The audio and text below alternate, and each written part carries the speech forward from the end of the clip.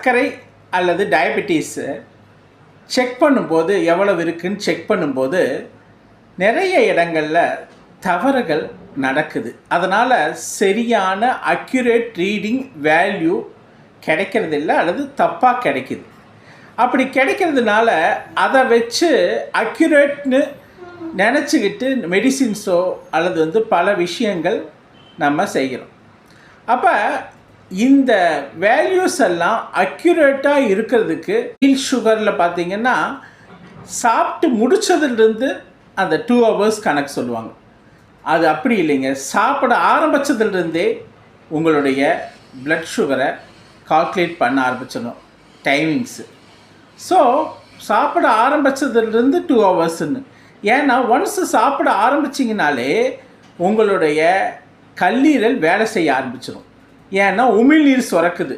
உமிழ்நீர் சுரந்ததுமே கல்லீரல் வேலை செஞ்சு உங்களுடைய குளுக்கோஸ் மிக்ஸ் ஆகிடும்.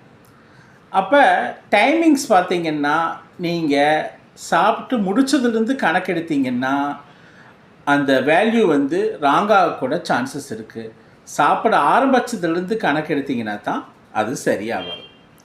2 பார்த்திங்கன்னா நம்ம தூங்கி எந்திரிச்சதும் எம்டி ஸ்டொமக்கில், அதாவது ஃபாஸ்டிங் சுகர்னு சொல்கிறாங்க.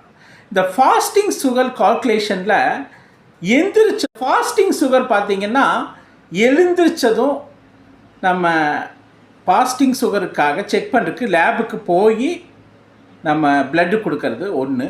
இன்னொன்று சில பேர் வீட்லேயே கலெக்ட் பண்ணுறது. நீங்கள் எந்திரிச்சு நீங்கள் ஆக்டிவிட்டீஸ் பண்ண ஆரம்பித்ததுமே நடந்து கொஞ்சம் தூரம் போய் லேபில் கொடுக்கும்போதே உங்கள் ப்ளட்டு எப்படின்னா ஆல்ரெடி சுகர் மிக்ஸ் ஆகிடும். நீங்கள் ஏதாவது ஆக்டிவிட்டீஸ் பண்ண ஆரம்பித்தாலே உங்கள் ரத்தத்தில் சுகர் மிக்ஸ் ஆகிடும், அதாவது குளுக்கோஸ் மிக்ஸ் ஆகிடும். ஸோ அதனால் எந்த ஆக்டிவிட்டி இல்லாமல் இமிடியட்டாக சாம்பிள்ஸ் கொடுக்கணும். அப்போது ப்ளட்டுக்கு நம்ம கையை பிஞ்ச் பண்ணுறோம். பிஞ்ச் பண்ணி ப்ரெஸ் பண்ணி எடுக்கக்கூடாதுங்க.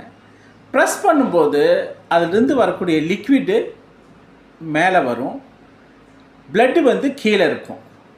அப்போ அதிகமாக மேலே வரக்கூடிய அந்த லிக்விடு தான் மேலே இருக்கும். அந்த ப்ளட்டு கீழே போய் தங்கிறதுனால வேல்யூஸ் ராங் ஆகிறதுக்கு சான்சஸ் அதிகம்.